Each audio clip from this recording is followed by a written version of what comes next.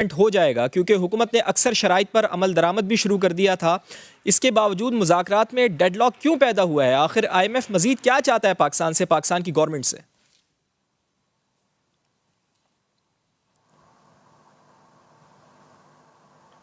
Senator साहब सुन सकते हैं आप मुझे? ओन अब्बास साहब,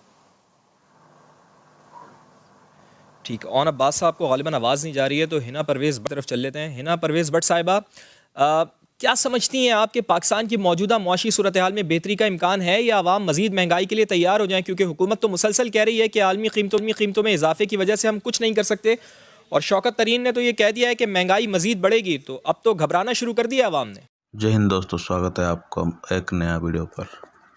दोस्तों, आज की वीडियो में हम देखेंगे IMF वालों ने पाकिस्तान को पैसे देने के लिए साफ इनकार कर दिया, क्योंकि सब जान गए कि पाकिस्तान अब कंगाल हो गया है, इकोनॉमी और GDP कोलैप्स हो चुकी है। तो इस बात पर पाकिस्तान के एंकर्स गुस्से में लाल हो गई। ऐसे ही इंफॉर्मेटिव वीडियो देखने के लिए चैनल को सब्सक्राइब जरूर करें। Thank you. देखिए, अवाम को घबराना तो शुरू उसी दिन कर देना चाहिए था जब ये सेलेक्टेड वज़ीर आज़म अवाम पे मुसल्लत हुआ और इन्होंने उनको सब्ज़ बाग और झूठे ख्वाब दिखाए। लेकिन मैं आपसे रिसेंटली अभी जो लास्ट 6 मंथ्स की जो शौकत तरीन साहब की परफॉर्मेंस है, ब्यूरो ऑफ स्टैटिस्टिक्स की आज की रिपोर्ट है, और उसमें कुछ फिगर्स मैं कोट करूं कि 20 किलो का आटे का जो थैला है उसमें 210 रुपये की इंक्रीज़ हुई है। चीनी पर किलो 3.23 रुपीज़ इंक्रीज़ है। घी 46 रुपीज़ पर किलो का इंक्रीज़ है। मटन 100 रुपये पर केजी, बीफ 52 रुपीज़ पर केजी। इसी तरह दालें, टमाटर, प्याज, सब कुछ महंगा। LPG का जो घरेलू सिलेंडर है ना, उसमें 800 रुपये का इजाफा हुआ है। तो इससे पहले शौकत तरीन साहब से पहले भी आपने देखा, असद उमर साहब भी आए, हफीज़ शेख साहब भी आए, इन्होंने 4 वज़ीर ख़जाना जो है अपने चेंज करके देख लिए, लेकिन ये बिल्कुल भी इकॉनमी में परफॉर्म नहीं कर सके। अभी लेटेस्ट जो ब्यूरो ऑफ स्टैटिस्टिक्स की रिपोर्ट थी उसमें तो आपके नज़दीक जो वजूहात इस वक्त हुकूमत बयान कर रही है महंगाई की, वो कुछ भी नहीं है? देखिए, 12.66% लास्ट इन्फ्लेशन रेट था, और हमारे दौर में हम 4% to 5% इन्फ्लेशन रेट छोड़ के गए। और आपको पता है लो इनकम ग्रुप जो है उसके लिए इन्फ्लेशन रेट 14% से भी ऊपर है। तो क्वेश्चन मैं आपसे ये करना चाहती हूँ, ये हमारे हुकूमती नुमाइंदों से सवाल ये है कि देखिए, बिजली की प्राइस इंक्रीज़ हो गई, गैस की प्राइस इंक्रीज़ हो गई, पेट्रोल महंगा है, आटा महंगा है, चीनी महंगी है, दालें महंगी है, सब कुछ महंगा है। तो IMF की हम हमेशा से कहते थे कि यह IMF का बजट है, तो IMF की इन्होंने सारी बातें मानी, IMF की बातें मान के इन्होंने अवाम पे इतनी महंगाई की, लेकिन फिर भी ये IMF से डायलॉग करने में नाकाम क्यों हुए? ये क्वेश्चन तो इनसे बनता है। मैं आपको बताता हूँ, आपने बिजली की कीमतों की बात की ना, मरियम नवाज ने भी बिजली की कीमतों का हवाला दिया था कल। आपके दौर में बिजली की फ़ी यूनिट जो कीमत थी वो 11 रुपये थी, जबकि आज 19 से 20 रुपये के दरमियान है। लेकिन उन्होंने ये क्यों नहीं बताया कि महंगी बिजली के मुआहदे आप ही की हुकूमत तो करके गई थी, जिनका असर अब दिखाई दे रहा है, और ज़रूरत से ज़ायद बिजली की कीमत भी मौजूदा हुकूमत को अदा करनी पड़ रही है। क्या आधी हकीकत बताकर आप आवाम को मिसगाइड नहीं कर रहे? ना ही कोई महंगी बिजली के मुआहदे हुए, और ना ही हमने सस्ती LNG खरीदी। हमने ही जिस वक्त मियाँ साहब मुल्क में आए थे उस वक्त पूरे मुल्क पे लोड शेडिंग का बहरान था, और हमने 25,000 मेगावाट्स बिजली जो है वो बनाई। तो हमारे टाइम में ना ही कोई महंगे मुआहदे हुए। इन लोगों ने झूठे केसेस शाहिद हकान पे, मिफ्ता इस्माइल पे सब बनाए। हमारे टाइम में ये जरूर याद करा दूं, जो कैपेसिटी पेमेंट्स का जो इशू है वो बहुत बड़ा है, हुकूमत ये कहती है वो गर्दिशी कर्जों को बढ़ा रहा है। इंफ्रास्ट्रक्चर के प्रोजेक्ट्स भी हमारे टाइम में लगे। इनके टाइम में तो मुल्की कर्जे भी बढ़े और 1 रुपये का प्रोजेक्ट भी नहीं लगा। इन्होंने हमारे प्रोजेक्ट्स पे तख्तियाँ लगाई, महंगाई भी की, इन्फ्लेशन भी की, GDP भी जो है वो गिरा दिया, और हमारे टाइम पे 5.8 GDP था। डॉलर की प्राइस भी ऊपर पहुंच गई, बिजली की प्राइस ऊपर, गैस की प्राइस ऊपर, आटा चोरी इनने की, अद्वियात चोरी इन्होंने की, बिजली चोरी, गैस, सब कुछ इन्होंने किया। इन्होंने क्या किया ये तो आप मुझे बता रही हैं, लेकिन आप लोगों ने क्या किया ये भी मैं ज़रा आपको बता दूं। हिना, आप लोगों ने सब पावर प्लांट्स जो हैं वो गैस और कोयले पर चलने वाले लगाए, हाइड्रो पावर और डैम्स पर आपके दौर में कितना काम हुआ? इस हुकूमत तो दावा है कि ये भाषा और देखिए, मोमेंट डैम्स डैम्स जैसे पे 10 डैम बनाने जा रही है, जिसका फायदा आने वाली नस्लों को सस्ती बिजली की सूरत में मिलेगा। आपने अपने दौर में ये काम कर लिया होता तो देखिए, शायद अब आवाम को महंगी बिजली नहीं मिल रही होती। मेरी बात सुने, अनाउंसमेंट करनी बहुत आसान होती है, काम करके डिलीवर कराना बहुत मुश्किल होता है। ये रोज आते हैं नवाज शरीफ साहब के प्रोजेक्ट्स पे, तख्तियां तो लगाने की कोशिश करते हैं, अनाउंसमेंट कर देते हैं, लेकिन ये काम कोई एक बता दे इन्होंने कौन सा काम किया। हमने तो नीलम झेलम, हमने तो मोटरवेज बनाई, हमारे पास तो बहुत काम है बताने वाले। ये अभी इस टाइम में बताएं कि इन्होंने क्या काम किया। एक डैम के लिए बहुत पैसे भी कलेक्ट हुए, वो भी पता नहीं चला कहाँ यूटिलाइज हुए। तो हमें थोड़ा सा इस हुकूमत के बारे में बताएं कि इन्होंने क्या काम किया। चले जी, ये हुकूमत से पूछ लेते हैं कि उन्होंने क्या काम किया। ऑन साहब, मैं आपकी तरफ आता हूँ, लेकिन जो अपोजिशन के हैदर ज़मान कुरैशी साहब हैं पाकिस्तान पीपल्स पार्टी के, उनका भी मौक़िफ़ ले लेते हैं। हैदर ज़मान कुरैशी साहब, आपके इल्म में है कि हुकूमत ने IMF की कई शराइत को, और जो कड़ी शराइत हैं उनको तस्लीम किया, जिसका बोझ आम आदमी पर पड़ा है। इसके बावजूद IMF के साथ अभी तक स्टाफ लेवल एग्रीमेंट भी नहीं हो सका है। मुज़ाकरात का एक मज़ीद दौर कल सेक्रेटरी ख़जाना की सरबराही में भी होगा। आपके ख़याल में IMF को मुतमईन क्यों नहीं कर पा रही है अभी तक? देखिए जैदी साहब, आपने IMF के मुतल्लिक सवाल किया। एक तो जो आपने अहदाफ और जो उनके साथ डेटा शेयर किया था, अगर आपको याद हो, जब इस साल का बजट टेबल होने लगा था, उससे पहले भी एक IMF से मुज़ाकरात का दौर हुआ था, और आपके इल्म में है कि तब भी स्टाफ लेवल एग्रीमेंट नहीं हुआ था, और हमने इवेंचुअली बजट अपना टेबल कर दिया, और हमारा सारा बजट बेस था कि IMF हमारे साथ क्या करेगा, और हमने बहुत सारी शराइत बजट टेबल होने से पहले भी पूरी करने की कोशिश की। लेकिन प्रॉब्लम ये है कि आपका जो GDP का आपने ग्रोथ रेट शो किया, जो आपने एग्रीकल्चर में ग्रोथ शो की, जो मुख्तलिफ सेक्टर्स में ग्रोथ शो की, उन्होंने जब उसको इंडिपेंडेंटली वेरीफाई किया तो आपका ग्रोथ रेट वो एड अप नहीं कर रहा था। इसी तरह आपके रेवेन्यू नंबर्स थे। तो जब उनको आपके मैकेनिज्म पे ट्रस्ट नहीं है, तो उनको टाइम चाहिए होता है। जो आप कहते हैं कि हमारे ये ग्रोथ है, हमने इस तरह कैलकुलेशंस की हैं, ये हमारी रिकवरी है, ये हमारी एक्सपेक्टेशन है, और ये हमारे तखमीने हैं, तो आई थिंक उसको वो क्रॉस चेक करते हैं, और शायद ये एक वजह हो सकती है। दूसरी बात स्टाफ लेवल एग्रीमेंट के हवाले से ये है कि एक वहाँ पे बहुत कंसर्न पाई जाती है कि वो अगर सिविलियन गवर्नमेंट से बातचीत करते हैं तो क्या सिविलियन गवर्नमेंट के पास वो पॉलिटिकल विल है, क्या वो एक कंसेंसस डेवलप कर सकते हैं ऑपोजिशन के साथ मिलकर कि मुश्किल फैसले किए जाएं, दुरुस्त फैसले किए हैं पाकिस्तान के लिए, और एक कैपेसिटी का फुकदान है, अहलियत का फुकदान है, क्योंकि बहुत सारा पाकिस्तान की इकॉनमी पे जो प्रेशर है वो लेट और गलत फैसलों की वजह से है।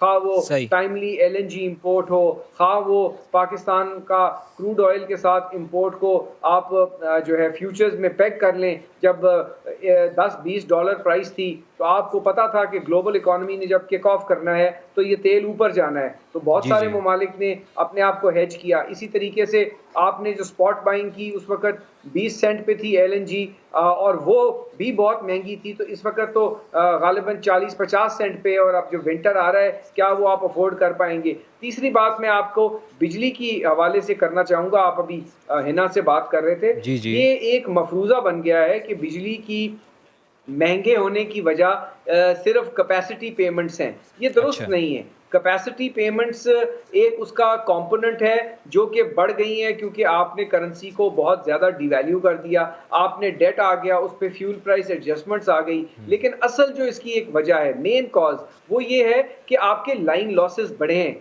इस हुकूमत ने कहा था कि हम सर्कुलर डेट को कम करेंगे। आपने जो 8 रुपए का यूनिट पाकिस्तान पीपल्स पार्टी के दौर में था और 11 रुपए का PML नवाज के, आज वो यूनिट लगभग 25-26 रुपए का हो गया है। यानी आपने 2 गुना बिजली बढ़ा दी है, और फिर भी आपका सर्कुलर डेट बलून कर रहा है। और आप ये कहते हैं कि जी माजी के मंसूबे महंगे थे। आज भी ये हुकूमत चाहे डैम बना रही है, चाहे ये कोई पावर प्लांट लगा रही है, चाहे विंड पे लगा रही है, चाहे सोलर पे लगा रही है, अंडर द पावर पॉलिसी आपको कैपेसिटी पेमेंट देनी है। अगर एलएनजी टर्मिनल ये लगा रहे हैं तो ये भी कैपेसिटी पेमेंट टेक और पे ले रहे हैं। तो ये कह देना कि कैपेसिटी पेमेंट बुरी चीज है, कैपेसिटी पेमेंट के बगैर दुनिया में कहीं इन्वेस्टमेंट नहीं होती, क्योंकि जो इन्वेस्टर है उसको आपने रिटर्न देना है। लेकिन महंगी बिजली की मेन वजह ये है कि devaluation of currency, Fawad Zaidi साहब, जी बिल्कुल ठीक है, लाइन लॉसेस का इंक्रीज, और आप देखिए कि गैस 600% इन्होंने गैस बढ़ाई है। अब गैस के अंदर जो है वहां पे भी ये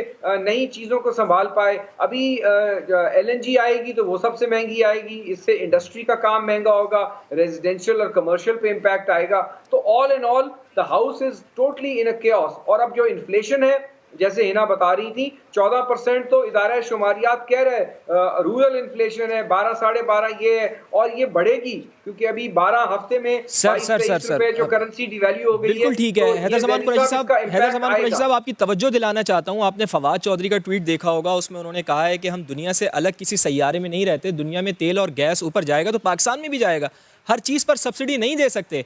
आप नहीं समझते कि इस कदर स्ट्रेट फॉरवर्ड और वाज़े अंदाज में माजी में किसी हुकूमत ने आवाम को आगाह नहीं किया होगा? जिस किस्म की रिलीफ की आप उम्मीद कर रहे हैं वो हुकूमत नहीं दे सकती, इसलिए इसी में गुजारा करें। फवाद चौधरी साहब का ये ख्याल है। बड़ा अच्छा आपका सवाल है। अब मैं फवाद चौधरी साहब के गोशगुजार आपके चैनल के तवस्सुत से ही कर दूं कि सिर्फ टैक्सेशन कंपोनेंट नहीं है। आपने जब करेंसी को डिवैल्यू किया और अभी करते जा रहे हैं फ्री फॉल, उसका इम्पैक्ट आएगा। दूसरा, आपने टाइमली, मैंने आपको बताया कि अगर आप $20 पे अपना फ्यूचर्स हेज कर लेते 2-3 साल के लिए, तो आज $100 भी होती तो आप $20 में तेल ले रहे होते। ये किसकी नालायकी है? हुक्मरानों की। उसके बाद एक साहब आए थे, नदीम बाबर, वो 300 अरब का तो एक रात में उन्होंने पेट्रोल का डाका मारा, लेकिन वो करके क्या गए? और ये इस सदी का सबसे बड़ा स्कैंडल है कि उन्होंने 30 डे प्राइस मैकेनिज्म को 15 रोजा कर दिया ऑयल कंपनीज के मफाद के इंटरेस्ट में। फिर उन्होंने जो फ्रेट मार्जिन है, जिसे ऑयल कंपनीज का मार्जिन कहते हैं, उसको 3 गुना बढ़ा दिया। उसके बाद उन्होंने रिटेलर मार्जिन है उसको डबल कर दिया। तो अगर टैक्स का कंपोनेंट निकाल भी दिया जाए तो अभी भी पाकिस्तान के शहरियों को 10 से 12 रुपया लीटर जो है तेल महंगा मिल रहा है। और ये हुकूमत पाकिस्तान के शहरियों को आपका नुक्ता आ गया कि 10 से 12 रुपए फी लीटर पेट्रोल महंगा मिल रहा है। और अब्बास साहब को भी गुफ्तगू में शामिल कर लेता हूँ। हैदर ज़मान कुरैशी साहब, ऑडिट होना चाहिए। ठीक है जी, जवाब ले लेते हैं। और अब्बास साहब का तो तयन करती है कमेटी, इसका फोरेंसिक ऑडिट होना चाहिए। और अब्बास साहब से जवाब ले लेते हैं। और अब्बास साहब, शौकत तरीन जो वजीर खजाना की हैसियत से, सही है सर, नुक्ता आ गया आपका, नुक्ता आ गया। वजीर खजाना की हैसियत से IMF से मुज़ाकरात करने के लिए गए हुए हैं। अब शायद मुशीर ख़जाना की हैसियत से सर वो वापस आएंगे। वो बहुत पुरुम्मीद थे सर कि स्टाफ लेवल एग्रीमेंट हो जाएगा, क्योंकि हुकूमत ने अक्सर शराइत पर अमल दरामद भी शुरू कर दिया है। इसके बावजूद मुज़ाकरात में डेडलॉक आखिर क्यों पैदा हुआ है? क्या चाहता है IMF? आउज़ुबिल्लाहिमिनश्शैतानिर्रजीम, बिस्मिल्लाहिर्रहमानिर्रहीम। इससे पहले कि मैं आपके सवाल की तरफ जाऊँ, मुझे नून लीग से जो मेरे ऑनरेबल कुलीग हैं उनकी तो खैर आवाज़ आई नहीं। सिर्फ सवाल उन्होंने मुझसे पूछा था कि जी वो बताएंगे उन्होंने किया क्या। खैर मैं अगर सिंपल ये सवाल पूछ लूँ कि सिर्फ वो आटे और घी के आज की रिटेल प्राइस बता देना तो मैं उनके सारे सवाल मान जाऊँगा। सर वो कह रहे हैं महंगाई के अलावा आपने क्या किया? फिगर उनको याद ही नहीं होगा कि आज आटे के थैले का रेट क्या है। हमारे टाइम में चीनी की प्राइस हमारे टाइम में 55 रुपीस पर किलो थी, आपके टाइम में 110 रुपए पर किलो है। आटे की प्राइस हमारे टाइम में 35 रुपए पर किलो थी, आपके टाइम में 75-80 रुपए पर किलो है। आई एम थिंकिंग कि आप मेरे से प्राइसेस पूछ रहे हैं। चलें जी, आप बता रही हैं सर, वो बता रही हैं कि 55 रुपए फी किलो चीनी थी, आज 110 रुपए। 6 महीनों में 20 किलो आटे का थैला 210 रुपए महंगा हुआ। अच्छा, एक चीज़ और बताई है इन्होंने, उन्होंने ये कहा है कि इदारा बराए शुमारियात ने भी रिपोर्ट जारी की है और 6 माह जो शौकत तरीन साहब का ये पीरियड है, इसमें कई गुना कीमतें बढ़ गई हैं। और अब्बास साहब, फवाद साहब, अब आपने अपने जज्बात को और बीबी के जज्बात को दोनों को जरा ठहरा के रखना ताकि मैं तो आवाम के आटे का रेट सिंपल, अब पहले आटे पे आ जाते हैं, घी बाद में, दोनों चलें। आटे का रेट, आज का रेट पंजाब में 1075 रुपए 20 किलो थैले का एक्स मिल प्राइस रेट है, एक्स मिल प्राइस। और रिटेल में 1100 रुपए का थैला बिक रहा है।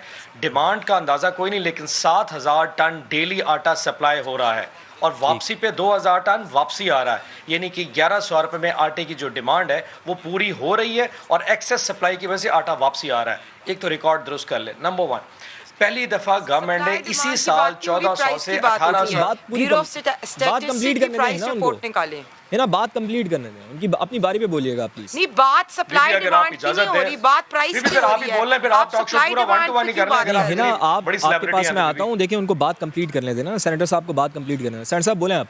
बीबी अगर इजाजत है तो मैं बोल सकता हूँ अगले 2-3 सर मिनट बोलें, के सर लिए बोलें, खामोशी से सर करा बोलें, देते आप हैं तो। आपकी टर्न है, Thank आप you. बोलें सर। ठीक है। सो आटा अपनी जगह पे, और पहली दफा हिस्ट्री में हुआ कि 1400 रुपए मन गंदम से बढ़ा के 1800 रुपए मन गंदम की है। जब गंदम 400 रुपए मन बढ़ेगी तो ला मोहल्ला आटा महंगा बनेगा, और आटे का जो पहला रेट बनना था वो इसी साल अप्रैल में गंदम की रेट की बात कर रहा हूँ 1800 पहली दफा हुई है। तो तरीन साहब 10 अप्रैल को आए, आटे का पहला जो गंदम का पहला 1800 मन का रेट है वो भी अप्रैल में गवर्नमेंट ने दिया था, जो कि किसानों को पे किया, तो ऑटोमेटिकली उसको ट्रांसलेट हो गया आटे के थैले में। पहले तो अपनी फिगर्स को दुरुस्त कर लीजिए। नंबर 1, घी किससे बनता है जी? आरबीडी पाम ऑयल से। आरबीडी पाम ऑयल मलेशिया से आता है। पिछले साल सितंबर 2021, बीबी को तो सारा पता होगा ही ना, बीबी को इकोनॉमिक्स पढ़ती रहती है। आरबीडी पाम ऑयल जो है, जो मलेशिया से आता है, उसकी प्राइस ही $550 पर मैट्रिक टन, जो कि मलेशिया से आता है, और 100% इस्तेमाल होता है, जिससे आगे घी बनता है। आज उसका रेट $1300 पर मैट्रिक टन है जी। अब आप ये बताइए, जब आरबीडी 6 months में, है ना, ठहरे एक मिनट, ठहरे, उनको बात कंप्लीट करने देना, है ना। आप इनसे भी शेयर कर लें। हाँ जी, वो उनके इल्म में है, उनको इल्म में है, उनको बताया, वो जब भी तो बता रहे हैं वो। 100 बार बोले सर, $1300 जी आज उसका आरबीडी का पर मैट्रिक टन आज का रेट है। जब इतना महंगा आरबीडी पाम ऑयल आएगा तो ऑटोमेटिक घी का रेट भी ऊपर जाएगा। अब कुरैशी साहब फरमा रहे थे कि जी तेल के अंदर बहुत बड़ा मार्जिन रखा हुआ है। मैं थोड़ा सा ब्रीफ कर दूं ताकि आपको समझ लग जाए। आज का जो एक्स रिफाइनरी प्राइस है वो 105 रुपए है जी, और डायरेक्टली लिंक्ड है इंटरनेशनल मार्केट से। ठीक, उसमें 3 किस्म के मेन चार्जेस हैं अदर देन पीडीएल, जो कि पेट्रोलियम लेवी, और जीएसटी की बात कर रहा हूं। लेवी 5 रुपए 62 पैसे, जीएसटी इस वक्त 6.5% के हिसाब से तकरीबन 8.80 पैसे। ये टोटल तकरीबन 10% टोटल टैक्स बनता होता है। इसके अलावा 3 किस्म के चार्जेस हैं जो ऐड है। एक है जी ऑयल मार्केटिंग का कंपना, जो कंपनीज का जो मार्जिन होता है, ऑफ कोर्स उन्होंने तेल बेचने का पैसा लेना है। दूसरा डीलर्स का मार्जिन होता है, जो कि तेल जो पंप वाला है उसने पैसे रखने हैं। और तीसरा होता है जो फ्रेट इनलैंड का मैकेनिज्म है कि गिलगित से लेकर कराची तक एक रेट पे तेल बेचने के लिए जो ट्रांसपोर्टेशन चार्जेस होते हैं, ये 3 टोटल चार्जेस ऐड है। और टोटल गवर्नमेंट इस पूरे उसमें से सिर्फ 10 रुपए ले रही है, जो कि टैक्स की मद में ले रही है। चलिए, ये बड़ा अच्छा काम कर रहे हैं कि आप टैक्स कम ले रहे हैं। सर एक और सवाल है मेरा, बहुत अच्छा काम कर रहे हैं कि आप टैक्स कम ले रहे हैं। सर शौकत तरीन, बात तो सुन लिए सर जी। सर जनवरी 2021 में इसी तेल के ऊपर जब एक्स रिफाइनरी के प्राइस 60 रुपए लीटर होती थी, हम उस वक्त 22-23 रुपए तक जा रहे थे। लेकिन प्राइम मिनिस्टर साहब का था क्योंकि इंटरनेशनली आलमी कीमतें बहुत बढ़ चुकी हैं, इसलिए लेवी और जीएसटी को कम से कम पे रखा जाए। मैं थोड़ा फैक्ट्स और ठीक कर लूं। देखिए ना, मुझे जो लग रहा है ना वो ये है कि आलमी तौर पर जो कीमतें बढ़ी हैं उसका मसला नहीं है, एक्सचेंज रेट का मसला है। आप इसको देखें। अब एक्सचेंज रेट मैकेनिज्म में थोड़ा आज उधर फवाद साहब जरा थोड़ा वो भी क्लियर हो जाए।